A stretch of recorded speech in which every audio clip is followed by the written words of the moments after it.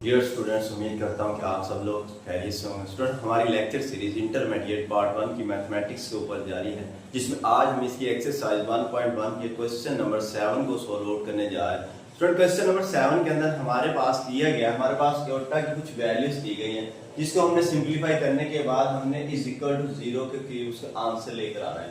हमें ये short add करवाना है, यानी कि हमारे पास ये प्रूफ ऐड वाला क्वेश्चन है।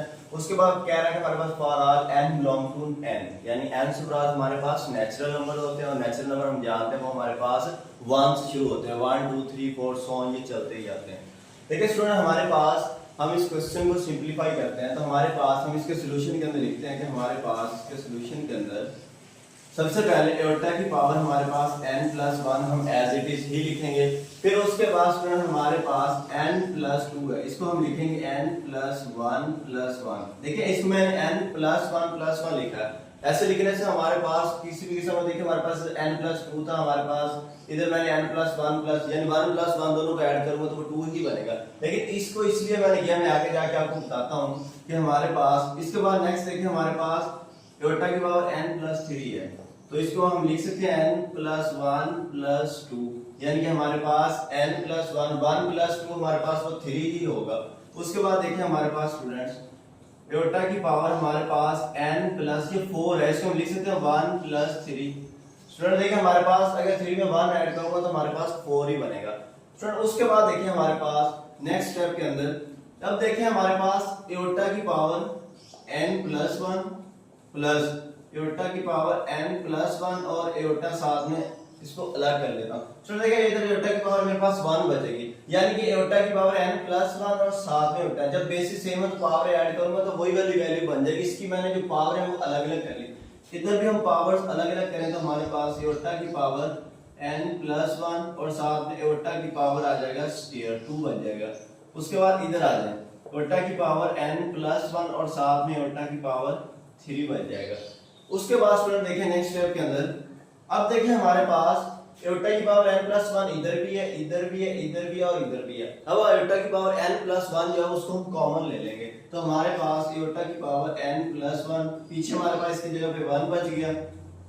एओर्टा की पावर n+1 हमने कॉमन ले लिया, हमारे पास जस्ट एओर्टा बच गया, प्लस इधर हमारे पास ये कॉमन ले लिया तो हमारे पास एओर्टा स्क्वायर बच गया, ये हमने कॉमन ले लिया तो हमारे पास एओर्टा की पावर 3 बच गई। चलो उसके बाद नेक्स्ट स्टेप के अंदर देखिए हमारे पास एओर्टा की पावर n+1, ये हमारे पास 1 प्लस एओर्टा, एओर्टा स्क्वायर हम जानते हैं वो -1 के इक्वल होता है। उसके बाद ये हमारे पास एओर्टा की पावर 3 है, तो इसको स्टूडेंट हम इस तरह भी लिख सकते हैं एओर्टा और एओर्टा स्क्वायर। नेक्स्ट स्टेप के अंदर देखिए हमारे पास एओर्टा की power n+1 1 plus aorta -1 plus और साथ में एओर्टा, और ये एओर्टा स्क्वायर की वैल्यू हम जानते हैं हमारे पास -1 होती है। तो स्टूडेंट नेक्स्ट स्टेप के अंदर देखिए हमारे पास n+1 और साथ में ये हमारे पास 1 प्लस एओर्टा -1 और ये प्लस माइनस एओर्टा। तो स्टूडेंट देखिए ये प्लस का मान है, ये माइनस का कट गया, ये प्लस का, ये माइनस का कट गया, तो अंदर हमारे पास क्या वैल्यू बची, हमारे पास 0 बच गया। अब 0 को इसके साथ में मल्टीप्लाई करवाऊंगा तो हमारे पास 0 इसका आंसर आ जाएगा। यही हमने शॉर्ट ऐड करवाना था कि हमारे पास जो एटा की कुछ वैल्यूज दी हुई हैं, इन वैल्यूज को सिंपलीफाई करने के बाद जो कि बिलोंग्स टू नेचुरल नंबर करती हैं, इन वैल्यूज को सॉल्व आउट करने के बाद हमारे पास आंसर जो है वो 0 के इक्वल आना चाहिए। स्टूडेंट बहुत इजी क्वेश्चन था ये वाला। इसके बाद हम अपने नेक्स्ट क्वेश्चन की जाने बढ़ते हैं। हमारे पास इसका नेक्स्ट क्वेश्चन नंबर 8 दिया हुआ है। स्टूडेंट देखिए हमारे पास क्वेश्चन नंबर 8 है, find the least positive value of n। अब हमने क्वेश्चन नंबर 8 के अंदर least positive value of n निकालनी है। तो स्टूडेंट ये भी बहुत इजी क्वेश्चन है, इसके अंदर भी हमने सबसे पहले एओर्टा की वैल्यूज को फाइंड आउट करना है। हमारे पास क्वेश्चन नंबर 8 दिया गया है। क्वेश्चन नंबर 8 के अंदर हमारे पास है find the least positive value. Question number 8 है इसका, इसी एक्सरसाइज 1.1 का। हमारे पास लिखा हुआ है find the least positive value of n, value of n if हमारे पास जो कंडीशन है क्वेश्चन की वो है हमारे पास 1 प्लस एओर्टा और 1 माइनस एओर्टा की power 2n is equal to 1। Student हमने इस क्वेश्चन को सिंपलीफाई करना है। सिंपलीफाई करने के बाद हमने क्या करना है, 1 के इक्वल इसका आंसर लेकर आना है और हमने ये भी बताना है कि हमारे पास find the least positive value of n। n से मुराद वही नेचुरल नंबर है। स्टूडेंट देखिए हमारे पास सबसे पहले हम इसको सिंपलीफाई करते हैं। हमारे पास 1 प्लस ए होता ओवर 1 माइनस ए होता है। हम जानते हैं कि जब किसी वैल्यूज के ऊपर हमारे पास ना ही कुछ कॉमन आ रहा और ना ही कोई फार्मूला अप्लाई हो रहा, तो हम क्या करते हैं, हम उसका कॉन्जुगेट ले लेते हैं। तो स्टूडेंट जब इसका कॉन्जुगेट लेंगे, और कॉन्जुगेट भी हम जानते हैं कि कॉन्जुगेट हम डिनोमिनेटर से लेते हैं, तो हमारे पास माइनस है तो हम कॉन्जुगेट लेंगे तो 1 प्लस ए होता ओवर 1 प्लस ए होता, और इसकी पावर जो 2 की पावर है ना उसको हम एज इट इज ही लिख लेंगे। ये 1 जो है ये हमने प्रूव करना है। नेक्स्ट स्टेप के अंदर देखिए हमारे पास अब ये दोनों वैल्यूज हैं, दोनों मल्टीप्लाई हो रही हैं, तो हमारे पास 1 प्लस एओटा का स्क्वायर हो जाएगा। उसके बाद 1 माइनस एओटा और 1 प्लस एओटा, 1 माइनस एओटा और 1 प्लस एओटा, ये हमारे पास 2 की पावर n। हमारे पास देखिए a जमा b होल स्क्वायर का हम इसके ऊपर फार्मूला लगाएंगे। तो फार्मूला हमारे पास क्या होता है, a स्क्वायर जमा b स्क्वायर जमा 2ab ओवर, ये हमारे पास a minus b a plus b, हमारे पास कौन सा फार्मूला होता है, ये होता है a square minus b square का। तो हम स्क्वायर लिख लेते हैं a square minus b square power 2 की पावर n। उसके बाद स्टूडेंट देखिए हमारे पास अब 1, उसके बाद एओटा स्क्वायर हम जानते हैं -1 प्लस 2 एओटा ओवर, हमारे पास 1 का स्क्वायर 1 नहीं होता है, तो ये हमारे पास एओटा स्क्वायर होगा, एओटा स्क्वायर -1 होता है, माइनस माइनस ये भी +1 हो गया, और पावर 2 की power n as it is ही लिख देंगे। उसके बाद स्टूडेंट देखें ये इससे कैंसिल आउट हो गया, तो हमारे पास 2 एओटा, ये 1 + 1 ये भी 2 हो गया, 2 की पावर n, ये 2 से 2 कैंसिल आउट हो गया, तो स्टूडेंट हमारे पास आ गया एओटा की पावर 2n। तो उसके बाद स्टूडेंट देखें हमारे पास अब इसी वैल्यूज को हम ऐसे भी लिख सकते हैं, मींस के जब 2 का साथ मल्टीप्लाई करवाऊंगा वो 2n नहीं हो जाएगा। अब स्टूडेंट हमारे पास देखिए हमारे पास एओटा स्क्वायर -1 है, -1 की पावर n। अब जो हमने प्रूव करना था 1 वो इधर 1 लिखे हैं। अब स्टूडेंट देखिए हमारे पास अब -1 की पावर n है, यानी कि हमारे पास हम n वो लीस्ट पॉजिटिव वैल्यू लेंगे जिसका स्क्वायर बनाए तो हमारे पास -1 लिखकर आ जाए। सपोज देखें हमारे पास स्टूडेंट्स अब सबसे पहले हमारे पास अगर -1 लूं, -1 की पावर 0, तो अब देखें इसको जब हम सॉल्व आउट करेंगे तो तब भी हमारे पास 1 आएगा। इसी तरह देखिए स्टूडेंट जब -1 का मैं स्क्वायर लेता हूं तो ये भी हमारे पास 1 आएगा। उसके बाद स्टूडेंट देखिए हमारे पास जब -1 की पावर हम 4 लेते हैं तो तब भी 1 आएगा, यानी कि हमारे पास जब हम इवन नंबर लेते जाएंगे तो हमारे पास वैल्यूज क्या आएगी, पॉजिटिव में आएगी और 1 के इक्वल आएगी। तो देखिए स्टूडेंट हमारे पास इधर -1 की पावर n है, और क्वेश्चन की जो कंडीशन है वो हमारे पास find the least positive value, हमने least positive value of n लेनी है। अब ये हमारे पास ऐसे वैल्यूज चलती जा रही हैं, यानी कि हमारे पास जो n है हम बोलेंगे वो जो n की वैल्यू है वो 0 पहले पुट किया हमने, फिर 2, फिर 4, फिर 6, ये ऐसे हमने जो सी मर्जी वैल्यू हम इसकी पावर के अंदर लिखते जाएं तो हमारे पास 1 ही आएगा, और सबसे जो लीस्ट पॉजिटिव वैल्यू वो हमारे पास 2 आ रही है। अगर 2 की पावर लेता हूं तो वो हमारे पास 1 के इक्वल आएगी। तो स्टूडेंट जब तो मैं फिर ये लिख सकता हूं कि हमारे पास n की वैल्यू वो 2 है, यानी कि हमने जो हमारे पास least positive value of n जो हमने फाइंड करना था वो हमने फाइंड आउट कर लिया। वो फाइंड आउट हमने इस हिसाब से किया कि हमारे पास -1 की पावर n है, यानी n वो हमने पावर लेनी है जिसका स्क्वायर बनाया तो हमारे पास आंसर 1 के इक्वल है। स्टूडेंट देखिए अगर मैं ऐसे करता -1 की पावर में 3 कर देता तो हमारे पास -1 आंसर आना था, जो कि हम पुट नहीं कर सकते क्योंकि हमने 1 की पॉजिटिव वैल्यू लेकर आनी है ना। क्वेश्चन की कंडीशन हमारे पास पॉजिटिव वैल्यू, तो हमने पॉजिटिव वैल्यू लेकर आनी थी। तो स्टूडेंट हम इस वैल्यूज को पुट नहीं करेंगे, हम इन में से कोई भी एक वैल्यूज को पुट करेंगे। पुट करने के बाद हमारे पास जो लीस्ट पॉजिटिव वैल्यू आएगी वो हमारे पास n 2 आ जाएगा। बहुत इंपॉर्टेंट ये शॉर्ट क्वेश्चन के हवाले से था, इसका क्वेश्चन नंबर 8 था। अब स्टूडेंट हम इसके नेक्स्ट क्वेश्चन की जाने बढ़ते हैं।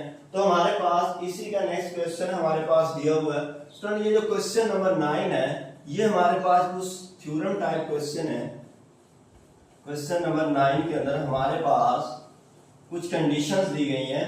क्वेश्चन नंबर 9 के अंदर वो बोल रहा है देखिए अपनी बुक के ऊपर, show that the value of iota की power n for n belongs to natural number and n greater than 4 is iota की power r where r is the remainder when n is divided by 4।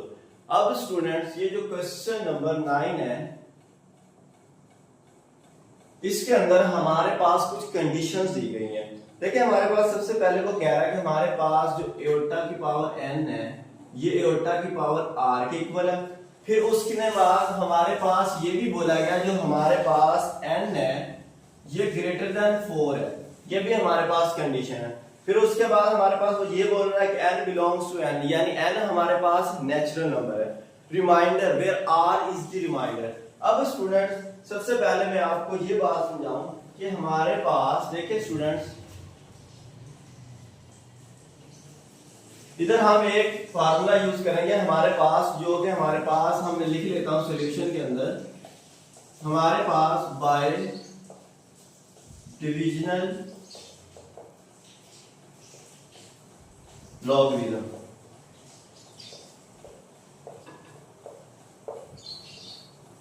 Student हमारे पास bye divisional logarithm का हमारे पास एक formula होता है। देखिए हमारे पास जब भी हम किसी वैल्यूज को डिवाइड करवाते हैं, हमारे पास उसने हमें क्वेश्चन के अंदर जो कंडीशन है ना वो हमें उसने ये बोली है कि हमारे पास जो वैल्यू है ना उसको डिवाइडेड बाय 4 करना है, 4 पे डिवाइड करना है। अब देखिए स्टूडेंट हमारे पास जैसे मैं पहले क्या करता हूँ, 4 को 5 पे अगर मैं डिवाइड करना चाहूँ तो हमारे पास 4 1 are 4 और पीछे हमारे पास 1 बच गया। अब देखिए स्टूडेंट हमारे पास, अब हम जानते हैं जब हम डिविजनल लॉगरिथम हम यूज करते हैं, जब हम डिवाइडेड के कानून के मुताबिक चलते हैं तो हमारे पास ये वाला क्या होता है, ये वाला हमारे पास डिवाइडर होता है और ये वाला हमारे पास कोशेंट होता है और ये वाला हमारे पास रिमाइंडर होता है जो बाकी वैल्यू बच जाती है। अब देखें हमारे पास अगर इधर मैं एक फार्मूला लिखना चाहूं n का, वो मैं लिख सकता हूं 4q प्लस r, ये वाला फार्मूला। अब स्टूडेंट ये मैंने 4q प्लस r क्यों लिखा और ये कैसे आया? अब ये जो 4 है ये तो हमारे पास क्वेश्चन की कंडीशन है कि हमें 4 के साथ डिवाइड करना है। अब देखें स्टूडेंट्स, अब जब मैं इसको इसके साथ मल्टीप्लाई करवाता हूं, 4 मल्टीप्लाई 1 प्लस 1, तो हमारे पास स्टूडेंट देखिए क्या बन रहा है, 4 1 are 4 प्लस 1, ये हमारे पास इज इक्वल टू 5 आ जाएगा, यानी 4 में 1 ऐड करूंगा तो मेरे पास 5 आ जाएगा। अब देखिए हमारे पास स्टूडेंट्स ये 4 तो वो है जिसके ऊपर हम उसको डिवाइड करवा रहे हैं। अब ये 1 जो है, ये वाला 1 वो हमारे पास क्वोशिएंट था और ये वाला 1 हमारे पास रिमाइंडर है, यानी 4q प्लस r वो वाला फार्मूला हमारे पास बन रहा है। इसी तरह देखिए हमारे पास अगर मैं कहता है कि हमारे पास एक और है, हमारे पास 4 को हमने 6 के ऊपर डिवाइड करवाया, देखिए स्टूडेंट 4 1 are 4, उसके बाद 2 बच गया। अब ये हमारे पास क्या है, डिवाइडर है, ये वाला हमारे पास क्वोशिएंट है और ये वाला हमारे पास रिमाइंडर है, यानी कि इसको इसके साथ देखें हमारे पास फिर 4 मल्टीप्लाई बाय 1 प्लस 2, तो हमारे पास 4 हमारे पास वही है जिसके ऊपर हम डिवाइडर, जो हमारे पास डिवाइडर है, जो हमारे पास गिवन क्वेश्चन की कंडीशन है, और 1 हमारे पास देखिए क्वोशिएंट है और ये 2 हमारे पास रिमाइंडर है, यानी 4q प्लस r, ये वाला फार्मूला बन रहा है, ये वाला फार्मूला हमने इधर यूज किया है। स्टूडेंट देखें हमारे पास, उसके बाद देखें हमारे पास ये जो एयोटा की पावर n है, ये हमारे पास एयोटा, और इस n की जगह जो पावर n की जगह पर मैं ये वाली वैल्यू फिर लिख सकता हूं, ये वाली। उसके बाद स्टूडेंट देखें अब जो पावर है इसको हम सेपरेट कर लेते हैं कि हमारे पास ये एयोटा की पावर जो 4q लिख लेते हैं और साथ में एयोटा की पावर r लिख लेते हैं। उसके बाद स्टूडेंट देखें इसको मजीद अगर मैं सिंपलीफाई करूं तो हमारे पास एयोटा की पावर 4 है, तो हमारे पास एयोटा की पावर 4 और q और साथ में एयोटा की पावर r। अब ये एयोटा की पावर 4 है, इसको स्क्वायर का स्क्वायर भी हम कर सकते हैं, q और साथ में एयोटा की पावर r। तो स्टूडेंट हम जानते हैं हमारे पास एयोटा स्क्वायर किसके इक्वल होता है, -1 के इक्वल होता है, q और एयोटा की पावर r। तो स्टूडेंट देखें नेक्स्ट स्टेप के अंदर ये पावर इवन आ रही है, तो हम जानते हैं जब पावर इवन हो तो हमारे पास जो माइनस साइन है वो खत्म हो जाता है, तो हमारे पास 1 की पावर q और साथ एयोटा की पावर r। तो स्टूडेंट हम जानते हैं ये भी हमारे पास 1 की पावर कोई भी आ जाए तो वो 1 के इक्वल ही होती है। तो हमारे पास योटा की पावर r आ गया, मींस हमने योटा की पावर n को सोल्व किया था तो हमारे पास योटा की पावर r आ गया। यही हमने प्रूव करना था, यही हमारे पास रिक्वायर्ड कंडीशन थी जिसको हमने शॉर्ट ऐड करवाना था कि हमारे पास बाय डिविजनल लॉगरिथम हमारे पास ये क्वेश्चन था कि हमारे पास योटा की power n is equal to iota की power r, n is greater than 4 और साथ में हमारे पास ना ये जितना भी मैंने वर्क किया है ये हमारे पास रफ वर्क मैंने आपको समझाने के लिए बताया कि हमारे पास जो n is equal to 4q plus r है ये आता कैसे है। 4 स्टूडेंट हमारे पास वो डिवाइडर है जिसके साथ हमने डिवाइड करवाना है जो हमारे पास क्वेश्चन की कंडीशन है।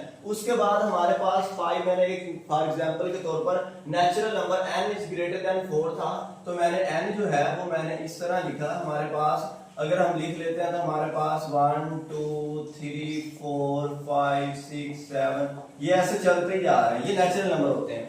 तो मैंने उसके बाद क्या बोला कि हमारे पास n इज ग्रेटर देन 4 है, 4 से अबव वैल्यू, ठीक है। मैंने पहले 5 लिखा फिर उसके बाद 6 लिखा, आप कोई भी वैल्यू आप 7 लिख लें, आप 8 लिख लें, तो हमारे पास जो भी वैल्यू आप लिखोगे तो हमारे पास ये वाला फार्मूला बन जाएगा। फार्मूला बनने के बाद उसको 1 बाय 1 हर स्टेप के अंदर हम उसको सिंपलीफाई करते जाएंगे तो हमारे पास रिक्वायर्ड प्रूफ आ जाएगा कि हमारे पास योटा की पावर n जो है वो योटा की पावर r के इक्वल होती है। स्टूडेंट मुझे उम्मीद है कि हम आपको इसकी समझ आ गई होगी। आज हमारी एक्सरसाइज 1.1 कंप्लीट हो गई। नेक्स्ट लेक्चर के अंदर हम एक्सरसाइज 1.2 स्टार्ट करेंगे। जज़ाकल्लाह।